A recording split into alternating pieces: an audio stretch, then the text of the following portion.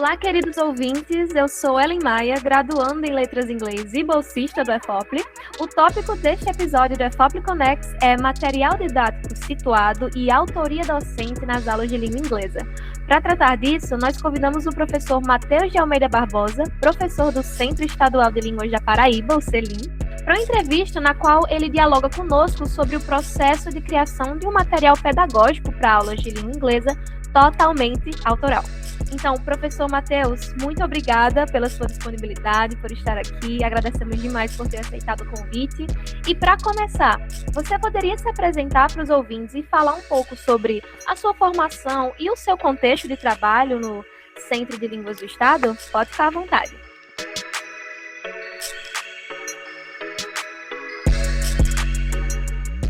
Oi, Ellen. Olá, pessoal.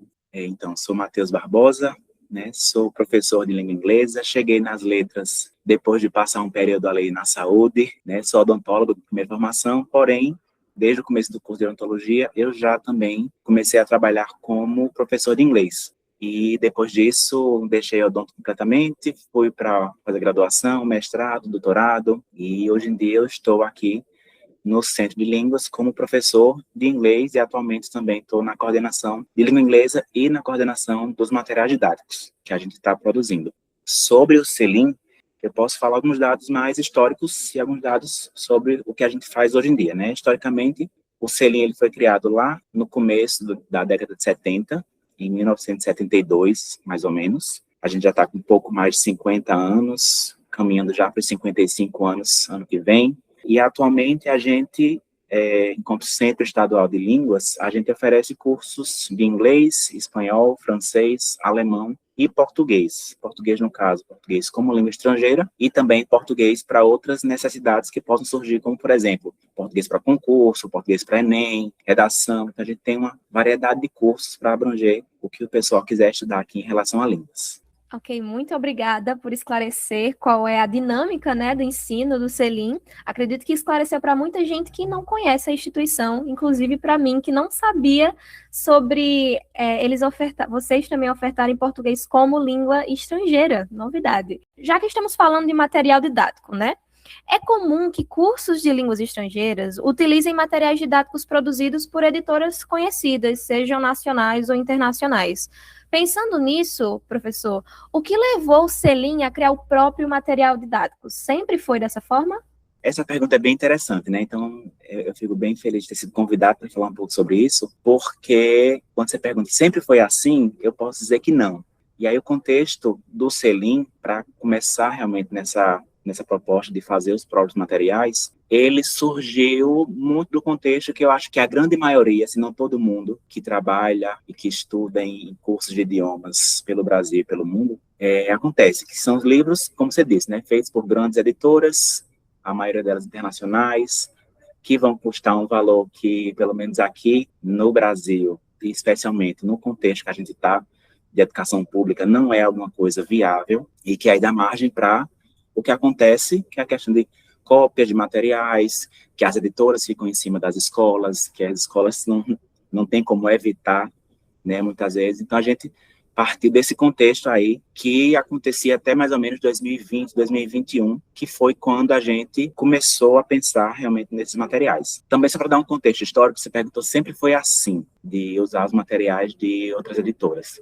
Eu sei, por conversas com outros colegas aqui do CELIM, que nem sempre foi assim, que a gente agora sistematizou realmente essa questão de produção de material didático, mas que já existiram outras iniciativas aqui de elaboração de material didático para línguas que não tinham essas editoras tão fortes fazendo materiais. Então, eu sei que existem exemplos de materiais que foram produzidos para português como língua estrangeira já de mais de uma década atrás. Só que eu, particularmente, não tenho acesso a esse material, porque são coisas somente que o pessoal que é mais antigo aqui na escola fala sobre isso. Então, essa iniciativa de produzir material didático não é uma coisa necessariamente nova, O que talvez esteja mais novidade seja realmente a consolidação e a estruturalização de uma produção que vise a atender os alunos não somente de inglês, a gente falando aqui de inglês, mas é uma coisa que a gente tentou fazer para todas as línguas. Então, espanhol já tem os materiais produzidos, francês produz materiais, a gente de inglês está terminando de produzir o 24º material, então é uma coisa que já acontece. Mas só para contextualizar como começou, Começou em 2021, pandemia, a gente estava com aulas online, e aí a diretora da escola, Patrícia Ferreira, ela já me conhecia de outros carnavais, já sabia que eu sou uma pessoa que eu fico com um comichão de criar alguma coisa, de não conseguir ficar parado só fazendo o que eu tenho que fazer, e ela me propôs criar um material que servisse para os cursos online, né? Durante a pandemia, a gente passou a ter todos os cursos online, mas ela já vendo que a gente precisaria manter esses cursos online para que a gente pudesse oferecer os cursos de línguas para o interior do estado também da Paraíba, já que a gente está localizado aqui em João Pessoa. Então, ela já pensou que a gente precisaria oferecer esses materiais para o pessoal do interior. Então, ela pensou, vamos fazer um material para os cursos online, e a gente continua usando aqui na escola quando voltarmos, depois da quarentena inicial, que ia ser 2 semanas, né? Quando voltarmos, a gente permanece usando os livros normais. E aí, no primeiro momento, a gente pensou nisso, né? A gente queria um material que fosse feito pela escola para ser utilizado nos cursos online e que ele fosse primordialmente gratuito, sabe? Depois do primeiro semestre, depois que a gente fez o primeiro livro, a gente viu que a gente podia fazer bem mais. Então, foi quando meio que virou a chavezinha e a gente realmente tentou fazer um material bem mais com a nossa cara, bem mais voltado para os nossos alunos, uma série de materiais que fosse para esse aluno, que mostrasse também e o que tem na Paraíba aqui para eles. E pensando nos desafios de ordem editorial, como a equipe lidou ou lida, né, com as questões de propriedade autoral desse material e a disponibilidade e acesso a ele? Essas questões de propriedade autoral são bem complicadas, né? Porque a gente é professor, então a gente sabe que existe, porque a gente acompanha essa questão dos livros sendo utilizados em sala de aula, mas é uma coisa muito mais profunda quando a gente vai tentar descobrir. Então, quando a gente foi realmente começar a produzir os materiais, a gente teve que se preocupar bastante em questão de imagem, em questão de não utilizar materiais, atividades de outras fontes, utilizar outros materiais somente como fonte de referência para a gente poder adaptar e fazer alguma coisa nossa propriamente dita. Recursos também.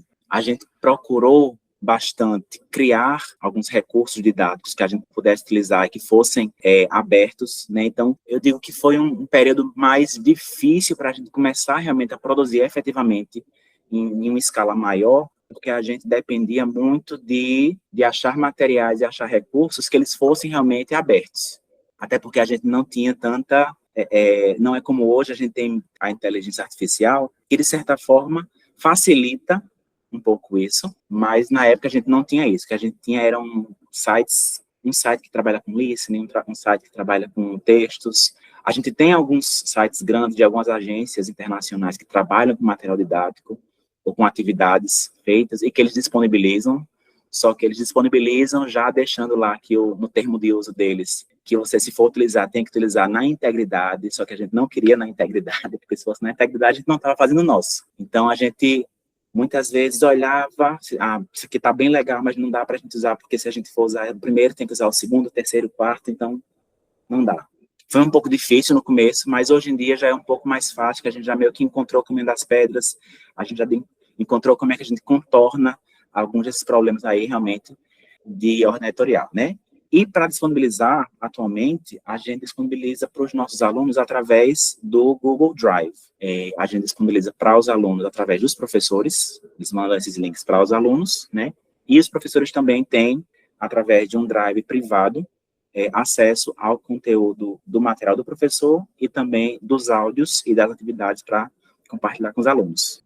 Inclusive, quem tiver curiosidade e quiser olhar um pouco desses materiais, eles podem ser encontrados através do Instagram da escola, que é Centro de Línguas PB, ou através do nosso site, que é bit.ly/CelinPB, CELINPB, tudo minúsculo, né? Então, quem quiser pode achar lá no site do Instagram, então vai ter acesso a esses materiais do aluno abertamente. E, Matheus, professores que têm interesse em utilizar esse material nas suas próprias aulas, podem utilizar, assim, professores que não são do Celin, estão autorizados? Se for para utilizar uma atividade ou outra, né, é possível sim, né, utilizar. O que atualmente não é possível, são por questões administrativas dentro da própria estrutura do Estado, é utilizar o material na integralidade enquanto ele não for publicado. Entendi. E alguns alunos tomam a iniciativa de imprimir esse material, até os professores. Tá, alguns professores, você, por exemplo, trabalha com ele impresso? Eu gosto bastante de pegar o material realmente e ter ele impresso para utilizar com os meus alunos, mesmo quando é um curso online. Nos últimos semestres eu tenho dado mais aula online, mas mesmo assim eu prefiro ter o material impresso para eu poder fazer minhas anotações realmente. Aqui na escola, nas aulas presenciais, a gente pede, se possível, que os alunos tragam material impresso. A gente não tem como obrigar realmente eles a imprimir esse material, mas a gente tenta fazer esse esforço que, já que a gente está disponibilizando um material que é de graça, que ele está organizado, que ele tem uma continuidade, que, se possível, eles tragam material impresso. E aí os alunos, a grande maioria, traz. Quando um ou outro não consegue, a gente tem alguns materiais aqui que foram impressos anteriormente, e a gente consegue disponibilizar para alguns alunos. Não conseguimos para todos ainda, mas para alguns a gente consegue sim disponibilizar esse material. Entendi, professor. E aí, mas voltando lá para a época, né, nesse contexto, pandemia, quero criar material, isso nos leva para a questão dos princípios, né, da criação desse material. Então, você poderia falar um pouquinho mais especificamente dos princípios que guiaram a produção desse material? Então, Ellen, como eu te falei, o primeiro princípio que a gente pensou realmente para o material foi que ele fosse gratuito. Depois, já no segundo material, a gente já teve essa mudança de chave para a gente colocar realmente o nosso aluno, a Paraíba, os nossos costumes, as nossas pessoas, né, naquele material, para que o aluno não só se enxergasse, mas para que ele conseguisse, por exemplo, ver que não apenas ele vai saber falar sobre o mundo, mas ele vai poder falar sobre o mundo dele para as outras pessoas, né? Então ele vai poder levar o mundo que ele vive para quem está nesse mundo aí que não conhece a nossa Paraíba e que não conhece ele. Eu vejo que essa mudança do primeiro para o segundo livro foi isso, sabe? Então a gente passou de um material que ele tinha como objetivo ser gratuito para ser um material que ele não fosse somente gratuito, mas que ele fosse um material, como eu te disse, nosso. Pensando nesse segundo momento, nessa virada, quais foram as maiores dificuldades encontradas para propor uma educação linguística crítica e plural, professor? Nossa, eu acho que o próprio sistema ele vai lutar contra coisas que vão contra o que já está em voga. Então, eu percebo que uma dificuldade que a gente teve a princípio foi a aceitação do material por parte da equipe, mas eu vejo que isso foi muito mais pela questão da mudança, realmente, do que já estava sendo feito, dos materiais que os professores já tinham várias aulas preparadas para um material novo, né? Toda mudança, ela tem um pouco de desconforto, ela traz um certo desconforto, né? Em relação aos alunos, eu não sinto tanto uma resistência nisso, mas uma coisa que eu particularmente tinha em mente quando eu comecei a preparar alguns desses materiais, especialmente do curso de adultos, uma coisa que eu tinha em mente era de tentar envolver esse aluno. Como assim? Eu creio que, se não todos, mas a grande maioria dos alunos que procuram estudar inglês, no caso, eles vêm com esse ideal realmente de internacionalização, de Estados Unidos, de Inglaterra, né? De querer conhecer as coisas da Europa. Então, uma coisa que eu tentei fazer nos materiais foi assim, ó, eu vou te dar o que você está buscando, mas eu vou te dar também outras coisas que você não está esperando. Então, procurar sempre envolver ele. Então, uma coisa que eu faço, vou só colocar um exemplo. Eu acho que é no segundo livro que a gente fez, do estágio 2, tem uma unidade que é sobre viagens. Então, eu começo falando sobre Nova York, eu coloco monumentos do mundo, isso. Então, eu coloco as pirâmides do Egito, eu coloco o Arco do Triunfo, lá de Paris. Aí, quando chega na outra atividade, eu coloco a Pedra da Boca, eu coloco o Teatro Minerva, lá em Areia, eu coloco, sabe? Então, eu vou colocar para ele, ó, você quer ver eu procurando isso, mas eu vou te entregar isso. Você vai saber falar sobre outras coisas, mas você vai também saber como é que você fala sobre o seu, você vai explicar aquilo que você conhece, você vai ter insumo para você conseguir usar a língua de forma que não somente fique no imaginário, quando eu for para tal lugar, mas assim, eu que já fui lá na Cidade de Areia, eu que já fui no Teatro Minerva, eu posso falar realmente que existe isso. E não apenas isso, eu acho que também essa questão, a gente consegue um pouco envolver também esses alunos, que até aqueles que não conhecem, né, com o tempo, e aí eu já escutei relatos também, de pessoas que não conheciam alguns desses locais aqui na Paraíba, que depois que estudaram nesses livros, depois que tiveram contato com o material, já foram lá para conhecer. Então, eu fico bem feliz, assim, eu fico bem orgulhoso de a gente conseguir realmente envolver o nosso aluno e conseguir fazer com que ele vá atrás também de procurar aquilo que nos pertence, aquilo que é nosso também, que ele pode ter acesso aqui do lado. Esse material que fala sobre a pedra da boca lá. Então, a gente vê que eles percebem isso com o tempo e é bem legal e gratificante para a gente ver que isso está dando esses frutos.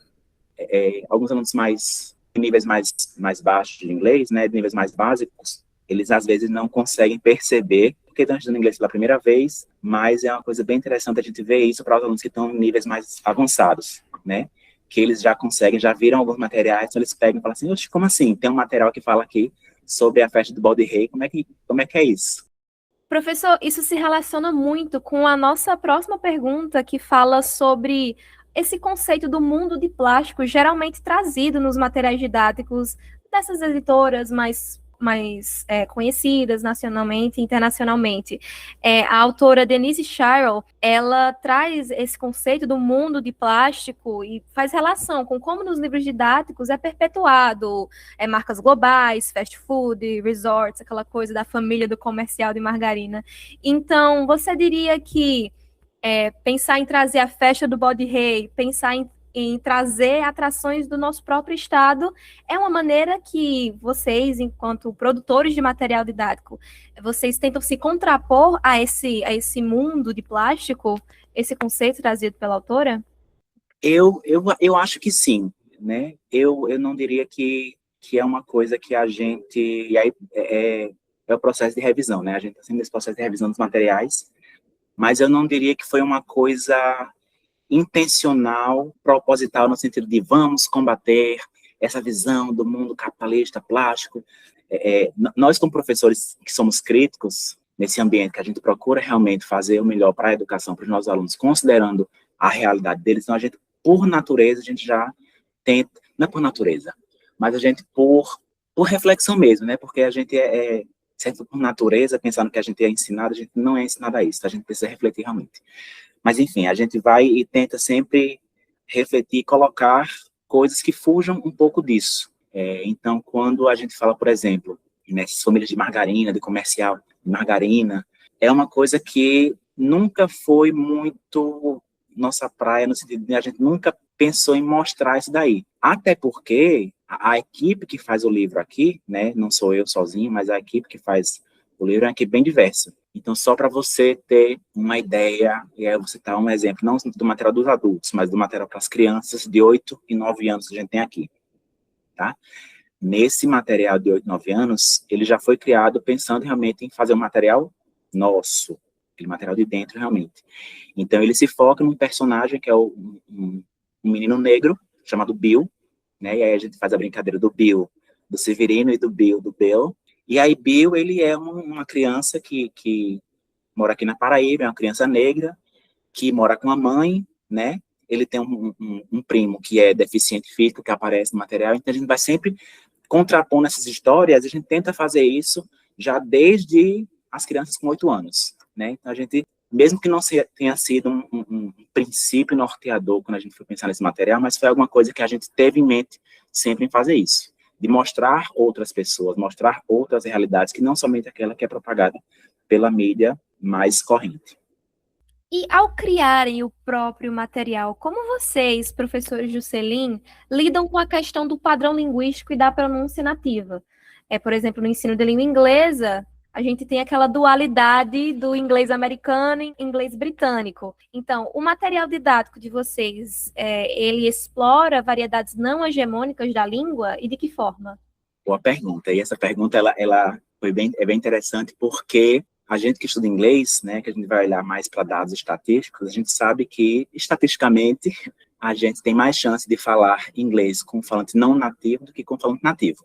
Nos nossos materiais, no primeiro livro, porque tem essa, como eu falei, tem essa mudança bem clara para mim, do primeiro para os outros livros. No primeiro livro, a gente tinha bastante dificuldade em achar áudios, né, pensando em pronúncia, para eles escutarem, né, a gente tinha bastante dificuldade em achar esses áudios realmente. Então, eu lembro que na época eu consegui encontrar um site que ele tinha relatos de pessoas. Então, digamos que você, Ellen, acordou hoje e você decidiu falar sobre sua família. Por qual motivo que você decidiu falar? Então, você gravava um áudio e você falava.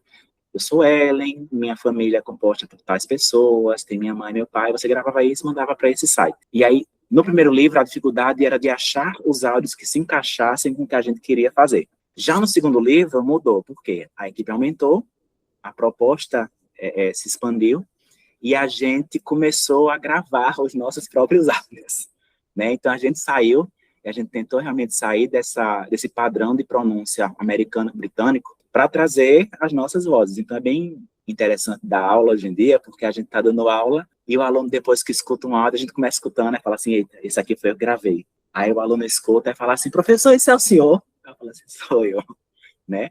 Então, é bem interessante ver, assim, que traz nossas vozes. Então, a gente tenta mostrar não apenas esse padrão americano, britânico, e nativo, seja de outras variedades também. A gente tenta principalmente mostrar as nossas vozes. Nós, aqui falando inglês. Até porque ele vai ter acesso a outras formas de outras variedades do inglês, né? Seja as variedades padrão ou não padrão, mas ele vai ter acesso porque ele vive num mundo conectado, a gente vive nesse mundo, então não tem como fugir muito disso.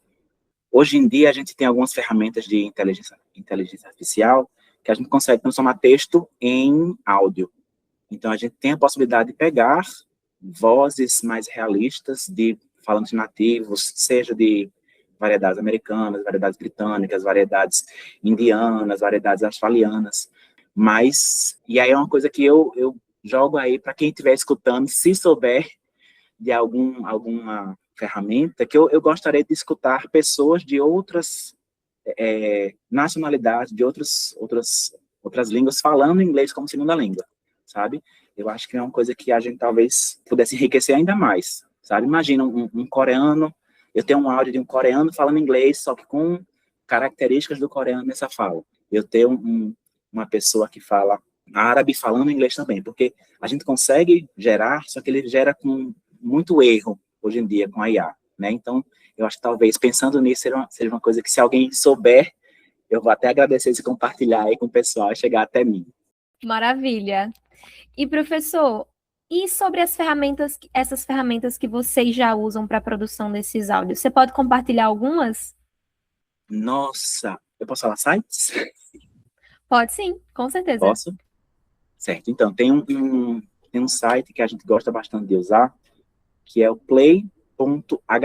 Nesse play.ht, eles têm vários modelos de geração de áudio, com várias vozes disponíveis, e esse especificamente eu gosto bastante porque a gente consegue dar uma modulação na voz melhor.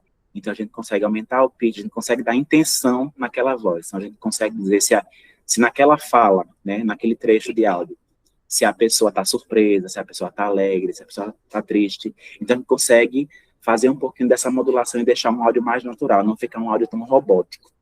Mas tem várias outras também que são bem legais, né? O problema disso é realmente acesso, porque essas plataformas, elas custam alguns dólares para a gente conseguir gerar. Entendi, mas muito obrigada por compartilhar. E espero que algum ouvinte aí saiba de algum e que chegue aos nossos ouvidos para a gente repassar também. Seguindo com o nosso cronograma, a próxima pergunta, eu acho que você, inclusive, já começou a responder aí nos seus relatos. A autora Denise Shile, ao investigar as práticas ideológicas presentes nos materiais didáticos para a educação linguística, afirma que, abre aspas, o problema dos livros didáticos é com que eles omitem. Trata-se da história de negros, homoeróticos, mulheres, povos das florestas, camponeses e outros segmentos que estão sempre ausentes nesses materiais. Fecha aspas. Diante disso, professor, o material criado pela equipe do Selim inclui a representação desses grupos marginalizados? E aí, acerca dessa pergunta, eu acho que você, né, já deu até um exemplo nos seus relatos, mas se você puder falar mais um pouco sobre isso especificamente, eu agradeceria bastante. Posso sim. Então, a gente essa foi uma preocupação, realmente, sabe? De mostrar outras pessoas que não pessoas brancas. E aí eu vou além dos exemplos que eu já falei, né, do livro infantil, que ele foca realmente na história na trajetória de um garoto negro que tem um primo que é deficiente físico, né, que é uma pessoa com deficiência. A gente sempre teve no começo, é uma coisa que eu compartilhava bastante com o pessoal aqui, fazendo os materiais, a dificuldade de achar imagens gratuitas, de bancos de imagens, de outras pessoas. E eu falo assim, eu não tô pedindo um refinamento de uma imagem, uma coisa muito específica, não. Por exemplo, procurando a imagem de uma mulher negra jogando algum esporte. Era, às vezes, difícil de encontrar, sabe? De pessoas gordas, também difícil de você encontrar algumas imagens. Mas aí a gente vai tentando contornar, sabe? A gente foi tentando contornar aqui, ali, mas sempre tentando incluir isso. Além disso, e aí tem alguns casos que a gente, às vezes, nem intencionalmente fez pensando em mostrar esses grupos marginalizados. Mas, por exemplo, tem um exemplo do primeiro livro, né? Porque nessa contraposição do primeiro com os outros, tem o primeiro livro um exemplo que acontece que tem uma imagem de duas meninas andando na praia. Duas meninas não, duas mulheres, jovens mulheres, andando na praia. E aí, para o aluno do primeiro estágio, a gente faz perguntas bem simples, porque realmente o repertório linguístico deles é bem restrito no primeiro estágio. Então, a gente lá, com toda aquela mímica, todo aquele jogo de cintura, para eles entenderem a nossa pergunta, né, e utilizarem um pouquinho de inglês que eles já conseguem utilizar. Eu lembro que em algumas turmas que eu dei, a gente pergunta quem são essas pessoas, né? Quem são essas duas mulheres e qual é a relação entre elas, né? Como é que elas se relacionam? Se são amigas, se são vizinhas, se são irmãs. E é interessante ver que sempre surge o relato que elas são namoradas, né? Então, assim, mesmo que não tenha sido intencional isso daí, mas ele sempre aparece. Eu acho que é porque também tá uma coisa que hoje em dia tá bem mais aceito, bem mais não tão problematizado para algumas pessoas. Não vou dizer que é para todos, porque realmente vai ter aluno que vai olhar para aquela imagem e vai ver duas amigas, mas vai ter um aluno que ele vai chegar e vai dizer, não, na minha cabeça, para mim, elas são namoradas, estão andando na praia, estão passeando porque são namoradas. Então, assim, é bom ver que eles já trazem também essas percepções não tão de outras pessoas, outras possibilidades. Com certeza. E aí, os alunos fazem parte do material didático dessa forma, né? Tendo espaço para contribuir com sua própria subjetividade. E falando sobre subjetividade dos alunos, a autora Denise Sharrow discute a importância de explorar as chamadas narrativas de si, que são exercícios que relacionam as experiências de vida do discente ao objeto de estudo, no nosso caso aqui a língua inglesa, permitindo que ele expresse sua subjetividade através da língua estrangeira. Nesse sentido, professor, gostaríamos de saber que tipo de dinâmicas ou atividades do material elaborado estimulam especificamente a autoexpressão crítica dos estudantes. Eu vejo que essa autoexpressão deles, a gente vai ter uma crescente também relacionada com a questão do nível linguístico que eles vão adquirindo ao longo do curso.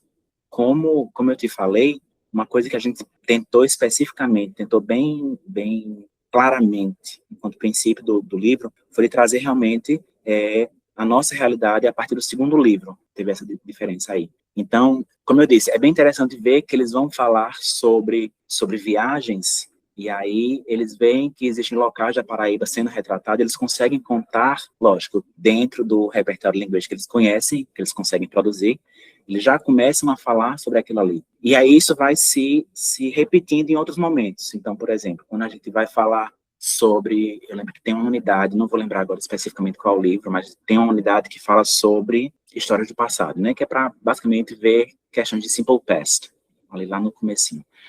A gente traz alguns acontecimentos da história aqui, tanto do Brasil quanto da Paraíba, eles se reconhecem em alguns momentos desses, eles conseguem falar um pouco também sobre isso, né? Ou se eles não viveram, alguns conseguem falar que, minha mãe, meu avô, minha avó fala ou falou sobre isso. Então, é bem interessante ver essa questão de memória. Mas, especificamente sobre matéria, sobre atividades, e aí foi também claramente pensado nessa questão de colocar os alunos para tentar produzir mais na língua, tentar produzir de modo mais livre. Então, desde o terceiro livro, se eu não estou enganado, a gente tem uma seção específica no material que a gente chama de expanding, que é quando a gente coloca, a gente destrincha a unidade toda, a gente fala sobre os assuntos, vocabulário, a parte linguística realmente que o aluno precisa aprender naquela unidade, e aí quando chega no final da unidade, ele tem que produzir alguma coisa que meio que questione algumas coisas. Então, eu lembro que tem uma unidade que vai falar sobre descrição física, descrição de personalidade, e roupas, acessórios e tudo mais, né? Então, a gente fala sobre a questão física, a gente fala sobre a questão de vestuário, e aí no final eu lembro dessa atividade claramente, que a gente propõe alguns documentários que existem que questionam isso. Então a gente propõe Super Size Me, que é uma questão, já um documentário um pouco antigo, né, que fala realmente sobre essa questão do consumo de alimentos e como isso afeta a saúde das pessoas. Então a gente tem essa contrapartida da aparência, e a gente tem um outro documentário que é o Trashed, né, que ele vai questionar também essa questão da indústria de moda, dessa fast fashion. Então, a gente já contrapõe também com a questão do vestuário que foi apresentado para eles. Então, eles têm que pegar isso daí e têm que produzir alguma coisa, produzir um cartaz, produzir um áudio, alguma coisa relacionada a isso, mas que sempre procure forçar ele a falar um pouco mais. No começo é um pouco mais difícil, porque eles ainda estão naquele pensamento de eu só preciso perguntar e responder, perguntar e responder. Então, quando a gente choca eles nesse começo, terceiro estágio, eles ficam meio apreensivos, né? Mas é intencional, é pensando que não é esperado naquele momento que eles consigam 100%, mas que se eu não expor meu aluno, se eu não der a ele a oportunidade de fazer isso, ele não vai conseguir, né? E aí ele não vai conseguir se expressar, ele não vai conseguir trazer suas narrativas realmente, ele vai ficar sempre preso a contar outras histórias que não são as deles. Então, pensando nos aspectos positivos que você e a equipe conseguiram identificar desses anos aí utilizando o material autoral de vocês, tanto para os alunos quanto para os professores, você conseguiria, depois de tudo que foi relatado aqui, sumarizar o que tem sido positivo na experiência de vocês com o uso desse material? Ellen, eu acho que, pensando nos professores primeiramente, que aí, já que a gente vai estar falando aqui no podcast para colegas e para as pessoas que estão se formando, eu acho que um ponto positivo que o material trouxe foi de aproximar os professores da escola, que é quem usa basicamente esse material, do sentimento de pertencimento, no sentido de que esse material ele é nosso, né? Esse material ele não é de Matheus, que está coordenando a equipe, esse material não é de Patrícia, que propôs isso, esse material não é dos professores que fazem parte da equipe, mas esse material é nosso, enquanto instituição. E eles se sentem hoje em dia à vontade para dizer assim, essa atividade aqui não funciona, a gente tem que mudar essa atividade, né? A gente tem que repensar nisso daqui. Então, é bem legal ver esse ponto positivo, sabe? Outro ponto positivo que eu vejo, já puxando para os alunos, mas ainda com os professores, é que os próprios professores, eles veem que os alunos, eles conseguem não apenas produzir, mas se envolver mais com a aula. Os alunos, eles... E aí eu vou falar especificamente dos estágios mais avançados, né? Porque eles se reconhecem, por exemplo, quando a gente fala, e aí eu não trago só a Paraíba, né? Eu acho que no 7º livro da nossa coleção tem uma parte que fala sobre festividades, né? Festejos, e aí a gente traz aqui a Festa das Neves, que acontece aqui em João Pessoa. A gente vai trazer novamente a Festa do Bode Rei, que acontece também aqui na Paraíba, mas a gente traz também o Carnaval de Olinda, que é uma coisa que é bem próximo da gente também. Então, é bem interessante os professores veem que os alunos eles conseguem trazer suas experiências, trazer eles mais e participar mais da aula, sabe? E isso é bem gratificante porque, assim, para nós, enquanto professor, eu acredito que quem tem que falar na aula é o aluno.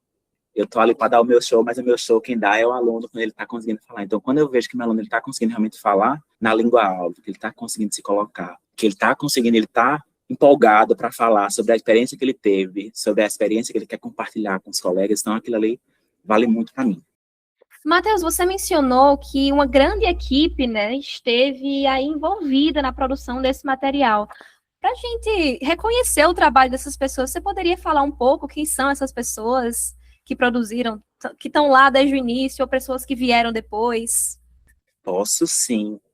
São meus colegas aqui do Centro de Línguas, todo mundo professor de inglês, efetivo aqui da rede estadual. E aí eu vou falar aqui o pessoal que está anotado, porque até eu esqueço de tanta gente que está envolvida nesse processo, né? Então a gente tem as professoras Anderlane Lima, Simone Lima, Clarissa Marinho, Eveline Alvarez, Nana Isabel, Joselaine Ferreira, Kathleen Silva, Ana Alfreda Rocha, Gabriela Carvalho e o professor Moisés Barbosa.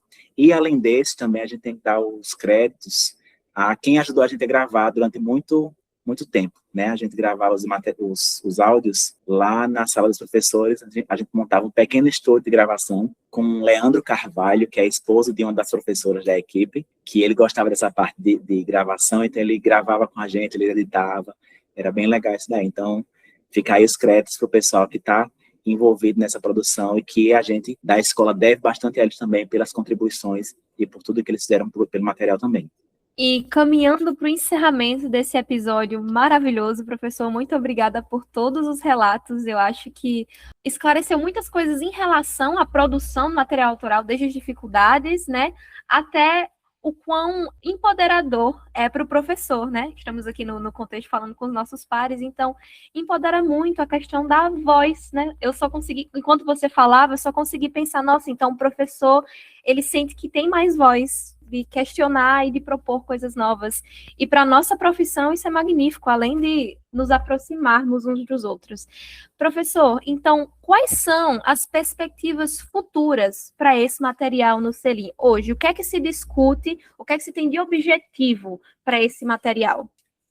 Bom, hoje a gente tem alguns objetivos. Como eu falei lá no começo, a gente está terminando de produzir o 24º material. Então, uma coisa que eu sempre falo para a equipe, tanto que faz o livro, quanto a equipe que está dando aula com esse material, é que a gente está montando o avião, enquanto o avião já está decolando e voando. Então, eu acho que semestre que vem, a gente vai ter somente um material sendo feito, que é o material que vai começar a ser pilotado agora nesse semestre. Mas para o futuro a gente tem realmente essa questão de formalizá-lo no sentido de publicar eles através de uma editora realmente, né? A gente já tem uma parceria com a editora do Estado, que é a editora União, então a gente vai reorganizar a equipe para trabalhar nesse sentido de revisar os materiais, para publicar esses materiais, para que a gente possa também pensar em o que vem depois. Então, para o futuro é isso, publicar esses materiais, realmente revisá-los, publicá-los, e depois olhar o que o futuro está pedindo para a gente também, para a gente poder se adaptar ao que vai ser necessário. Professor, depois desses relatos maravilhosos, só consigo pensar em como o ensino de línguas é favorecido quando o professor usa de sua voz para puxar a voz do aprendiz. Queridos ouvintes, muito obrigada pela audiência. Professor Matheus, a equipe EFOPLE agradece de coração por ter aceitado o nosso convite.